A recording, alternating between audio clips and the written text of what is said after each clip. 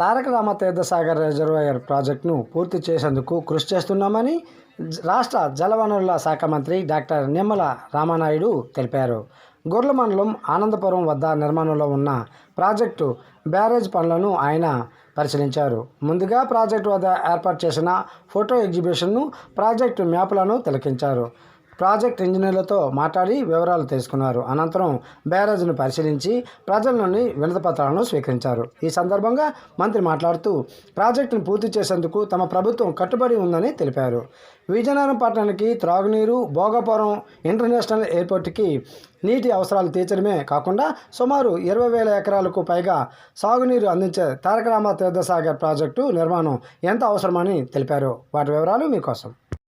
ప్రజాప్రతినిధులు అందరూ కూడా ఏదైతే ఈ యొక్క ప్రాజెక్టు అవసరాన్ని ఏదైతే తెలియజెప్పారో మరి చంద్రబాబు నాయుడు గారు కూడా దీని మీద కూడా ఒక ప్రాధాన్యత, ఎందుకంటే చంద్రబాబు నాయుడు గారు కూడా ఒకటే చెప్పారు, ఏదైతే ఉత్తరాంధ్ర జిల్లాలు ఏవైతే శ్రీకాకుళం, విజయనగరం, విశాఖపట్నం ఏదైతే ఉన్నాయో ఇవి మనకి అత్యంత అవసరమైనటువంటి జిల్లాలు. ఖచ్చితంగా ఆ జిల్లాలకి ఇప్పుడు మనం రుణం తెచ్చుకునేలాగా పనిచేయాలి. ఒక 2 రోజులు అవసరమైతే ఆ ఉత్తరాంధ్రలో ఉండి అక్కడ ప్రాజెక్టుల యొక్క స్థితిగతులు, పనితీరు అన్నీ కూడా ఒక రిపోర్ట్ తయారు చేసిస్తే మనం ప్రయారిటీలో ఉత్తరాంధ్రకి మనం ప్రయారిటీ ఇచ్చి ఆ బ్యాలెన్స్ పనులన్నీ కూడా మనం పూర్తి చేయాలనేటువంటి సంకల్పం చంద్రబాబు నాయుడు గారు ఇచ్చినటువంటి ఆదేశాల ప్రకారమే ఈ రోజు నేను కూడా ఈ ఉత్తరాంధ్ర రావడం జరిగిందనే సందర్భంగా మీరు తెలియజేసుకుంటూ ఖచ్చితంగా రేపు రాబోయేటువంటి రోజుల్లో కూడా ఈ యొక్క ప్రాజెక్టుకి సంబంధించి ఏవైతే బ్యాలెన్స్ వర్క్లు ఉన్నాయో అన్ని కూడా డిస్ట్రిబ్యూషన్ చేయనున్నాం. దగ్గర ఇంకా 807 కోట్ల రూపాయల వరకు ఈ యొక్క తారక రామతీర్థసాగర్ ప్రాజెక్టు పూర్తి చేయడానికి అవసరం అవుతుందని చెప్పడం జరిగింది. అట్లానే గత 15-20 సంవత్సరాల నుంచి అట్లా అంచనాలు పెరుగుతూ వస్తూ ఉన్నాయి.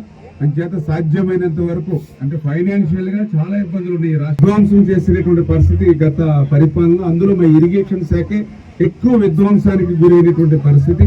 మరి ఇటువంటి స్థితిలో ఉత్తరాంధ్ర దృష్టిలో పెట్టుకుని ఉత్తరాంధ్ర ప్రజలు ఎప్పుడు ఆ రోజు తెలుగుదేశం పార్టీకి కానీ ఈ రోజు ఎన్డీఏ ప్రభుత్వానికి కానీ ఎప్పుడు కూడా మద్దతుగా నిలుస్తున్నారు. అటువంటి ప్రజలకు రుణం తెచ్చగలనేటువంటి అవకాశం ఈ చంద్రబాబు నాయుడు గారి సంకల్పం ఉంది కాబట్టి తప్పనిసరిగా ఈ నిధుల్ని సమీకరించి ఇది పూర్తి చేసేటువంటి విధంగా, ఎందుకంటే ఇప్పుడే నారాయణ స్వామి గారు ఉన్నారు. నిజంగా ఈ తారక రామతీర్థసాగర్ ప్రాజెక్టు ఒక రూపకల్పన జరిగింది అని అంటే అది నారాయణ స్వామి గారు, ఆయన కృషి, ఆయన కళ. నిజంగా పెద్ద ఆయనకు కూడా మనందరూ కూడా చేతులెత్తి మేము కూడా మీ అందరి తరఫున కూడా ఆయనకి హృదయపూర్వకమైనటువంటి ధన్యవాదాలు కూడా తెలియజేసుకుంటూ ఉన్నాం. ఆ రోజు కూడా నాకు చెప్తూ ఉన్నారు ఇక్కడ ఉన్న వాళ్ళందరూ కూడా, ఈ పేరు తారక రామ అని పేరు ఉంది ఏంటి అని, ఎన్టీ రామారావు గారి పేరు ఏంటంటే మరి ఆ రోజుల్లో మరి ఏదైతే మంత్రి పదవి ఇస్తామంటే మంత్రి పదవి కంటే కూడా నాకు ఈ ప్రాజెక్టు ముఖ్యం, అంచేత ఎన్టీ రామారావు గారు పేరు పెట్టుకుంటామని అంటే ఆ రకంగా రాజకీయాల్లో ఉంటూ పదవుల్ని కూడా పనంగా పెట్టుకుని ఈ యొక్క ప్రాజెక్ట్ అవసరం అనేటువంటి విధంగా నారాయణ స్వామి గారు లాంటి పెద్దలు కృషి ఏదైతే ఉందో అది చంద్రబాబు నాయుడు గారి సారథ్యంలో ఖచ్చితంగా అది ఫలిస్తుంది. తప్పనిసరిగా దీని ప్రాధాన్యత దృష్టిలో పెట్టుకుని పని చేస్తాము. ఈ రోజు కూడా 18,000 కోట్లు ఆల్రెడీ ఇరిగేషన్ బకాయిలు ఉన్నాయి. గత ప్రభుత్వం మాకు వారసత్వంగా ఇచ్చింది.